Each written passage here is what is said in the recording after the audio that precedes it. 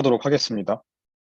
안녕하십니까. 접경지역 전쟁유산을 활용한 한국전쟁 참전국별 유행경로 구성의 발표를 맡은 건국대학교 지리학과 석사과정 전광상입니다. 네, 발표 시작하겠습니다. 본 발표는 서론, 참전국별 유행경로 구성, 연구 결과와 연구의 공헌점, 한계점으로 구성되어 있습니다.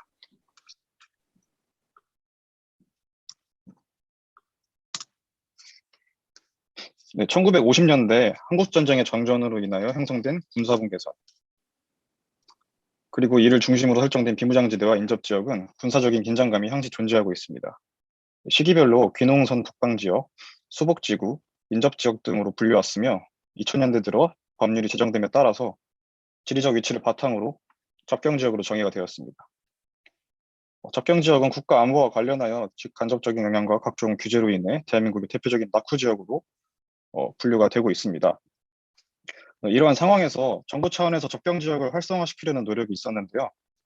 이는 접경지역의 관광 분야에도 해당이 됐습니다. 2011년 행안부는 접경지역 발전 종합계획을 수립을 하고 시행해서 9년 동안 3조를 투자하여 관광자원 개발, 산업단지 조성 등 접경지역의 발전에 기여했습니다. 또 2020년 사업계획을 확정을 해서 관광 분야에서는 DMZ 평화의 길 사업과 한탄강 주상전리길 조성 사업 등 이러한 프로그램에 막대한 돈이 투자되고 있습니다. 이러한 접경지역 관광 활성화의 노력과는 별개로 각 지자체에서도 관광이 전개되고 있습니다. 기존 접경지역을 무대로 하는 관광산업은 각 지자체를 중심으로 안보관광 혹은 평화관광 또는 생태관광의 형태로 전개가 되고 있는데요. 예를 들어 파주시의 JSA나 전망대를 둘러보는 안보관광이 있고, 철원군의 철새도래지를 탐방하고 양구의 펀치볼 둘레길을 걷는 생태관광이 있습니다. 그러나 접경지역에서 개발 운영되고 있는 관광 형태는 접경지역의 특성을 제대로 반영하지 못하고 있다고 생각합니다. 접경지역은 한국전쟁 당시에 22개국이 참전한 국제적 성격의 전적지이지만 이들 국가의 전적지를 중심으로 하는 관광 콘텐츠는 현재 부족한 실정입니다. 따라서 이 연구는 한국전쟁의 참전국별 전적지를 도출하고 접경지역에 분포하는 각종 유산들과 연계를 하여서 여행 경로를 구성하고자 하였습니다. 지금 보이시는 그림은 접경지역의 행정구역을 나타낸 것입니다. 접경지역은 연구자와 제도, 법률에 따라서 조금씩 정의를 다르게 하고 있는데 본 연구에서는 접경지역 특별법상의 개념을 따르고자 하였습니다. 그래서 이 특별법상의 접경지역은 인천광역시는 강화군, 옹진군, 경기도는 김포, 파주, 연천, 고양, 양주, 동두천, 포천, 강원도의 경우에는 철원, 인제, 화천, 양구, 고성, 춘천이 포함됩니다. 따라서 연구의 공간적인 범위로 비무장지대를 제외하고 강원도와 경기도의 민통선을 포함한 행정구역만을 연구의 대상 지역으로 하였습니다. 저는 인천의 강화와 옹진군은 제외를 했는데요. 이러한 이유는 두 강화군과 옹진군이 도서지역이기 때문에 다른 지역과 유기적인 연계가 어려울 것이라고 판단이 되었기 때문입니다. 네, 다음으로는 연구 방법입니다. 첫째, 문헌조사를 통해서 한국전쟁 관련 전쟁유산을 도출하고 분류했습니다. 또한 전적지를 전쟁유산이라는 용어로 정의를 해서 안보유산과의 차이점을 두었습니다. 둘째, 한국관광공사와 각 시군 지자체 홈페이지에서 안보, 생태, 역사, 문화유산을 도출했습니다. 셋째, 여행경로 구성을 위해서 네트워크 분석을 실시하였습니다. 특히 네트워크 분석에서 파인드루츠 모듈을 이용하였는데요. 이 모듈의 특징은 다익스트라 알고리즘의 원리에 의해서 움직입니다. 이 알고리즘은 각 지점 간의 최단 거리와 그리고 최소 시간을 구하는 알고리즘으로 일상생활에서는 GPS나 내비게이션에 주로 사용되고 있습니다. 또 저는 그 연구에서 관광 경로 혹은 관광 루트라는 용어보다는 여행 경로라는 용어를 사용하고자 하였습니다.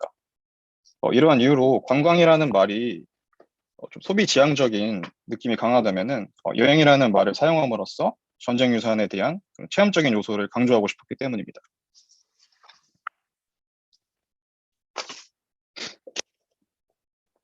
다음으로는 연구에 쓰인 데이터와 모듈의 세부 설정입니다. 네, 도로 데이터의 경우에는 ArcGIS 프로에서 제공하는 히어 데이터를 사용을 했습니다. 또한 여행 경로의 시종점은 가능한 해당 국가의 전쟁 유산이 출발점이 되도록 설정을 했습니다. 그리고 경로 형태는 중복되는 지점이 없이 가능한 선행의 형태를 가지도록 구성을 하였습니다. 네, 다음은 여행 이동 수단인데요. 제가 사용한 파인즈루트 루트의 모듈의 특징은 세부 설정을 통해서 어떤 이동 순환을 통해 도로를 이동할지를 설정을 할 수가 있습니다. 여행의 특성상 개인보다는 단체로 움직이는 경우가 많기 때문에 저는 여행 이동 수단을 버스로 설정을 하였습니다. 전쟁 유산의 접근과 같은 경우에는 현재 군사 작전 지역이나 민간인이 출입이 불가능한 전적지가 있기 때문에 이런 경우에는 전적지에 해당하는 인근 전적비나 위령비를 경유하는 방식으로 해서 여행 경로를 구성했습니다. 마지막으로 여행 소요 시간을 나타내기 위해서 가중치를 부여했습니다. 1시간씩을 부여를 했는데요. 여행 소요 시간이랑 쉽게 말해서 각 여행지를 관람하는 시간을 의미합니다. 네, 다음은 한국전쟁 주요 참전국별 여행 경로입니다. 참전국별 여행 경로 구성을 위해서 한국전쟁 당시에 참전했던 주요 참전국을 선정했습니다. 선정 근거는 한국전쟁에 대한 참전 규모, 전쟁 유산의 수, 그리고 해당 전쟁 유산과의 접근성에 근거를 했고요. 이렇게 다섯 개의 국가를 추렸고, 얘는 한국, 미국, 영국, 캐나다, 터키를 선정했습니다. 종합해보자면 한국전쟁 주요 참전국의 전쟁 유산과 이와 연계할 수 있는 안보, 생태, 역사, 문화 유산, 그리고 네트워크 분석을 통해서 5가지 참전국별 여행 경로를 구성하고자 하였습니다. 첫 번째로 한국입니다. 한국군 관련 여행 경로는 강원도 철원군, 화천군, 양구군, 그리고 인제군, 고성군을 따라서 서해에서 동으로 이동하는 경로로 구성을 하였습니다.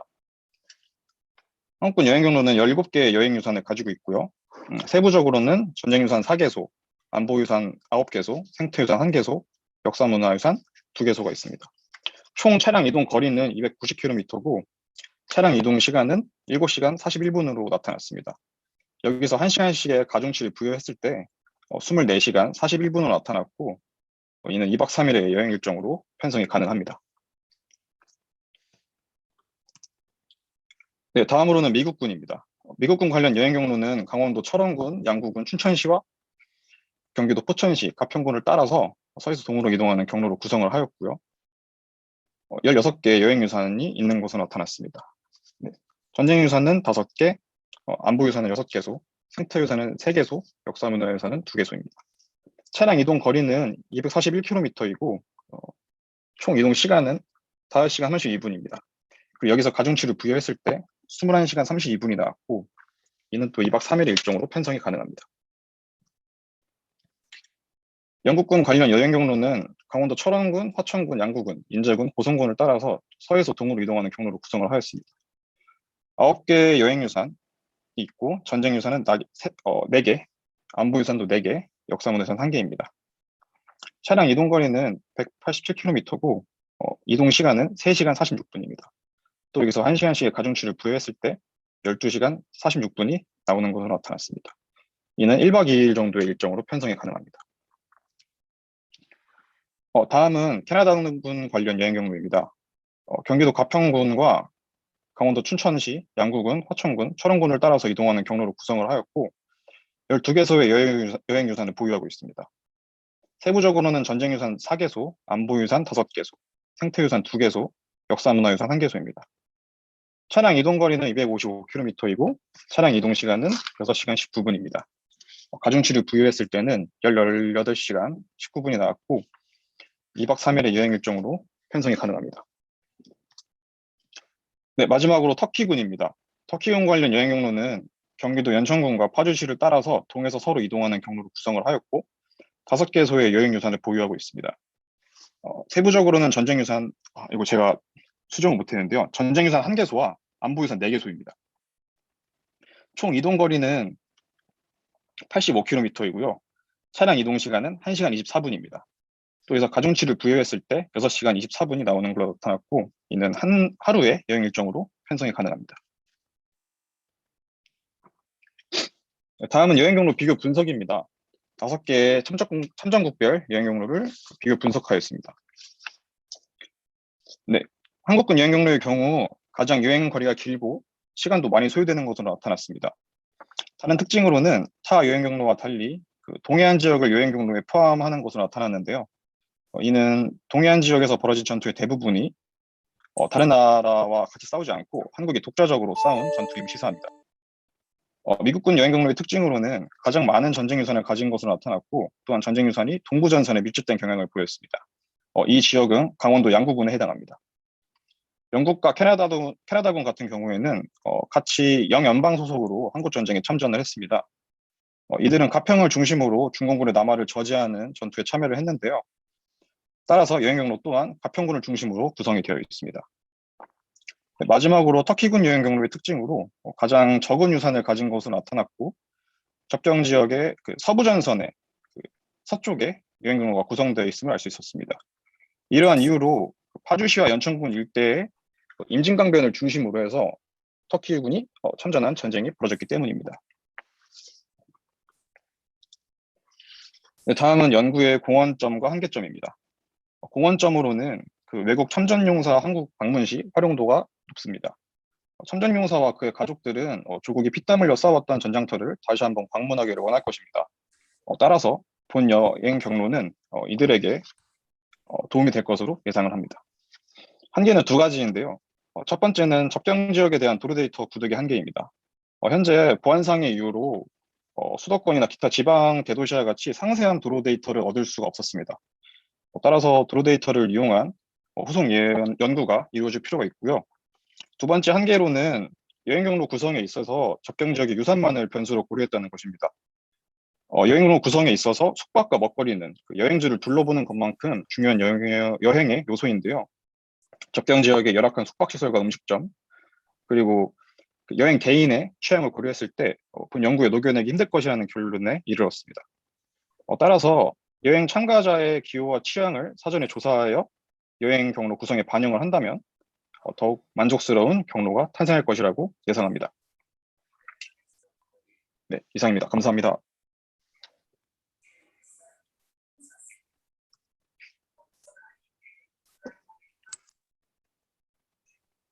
김걸 교수님 마이크 안 켜졌습니다.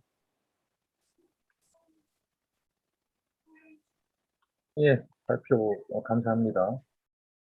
좀 아이러니하네요. 전쟁 유산을 여행 경로와 매치시켜서 연구가 됐다는 거. 우리 한반도의 비극이 아닌가 싶기도 한데, 혹시 질문 주신 청중들 있으신가요?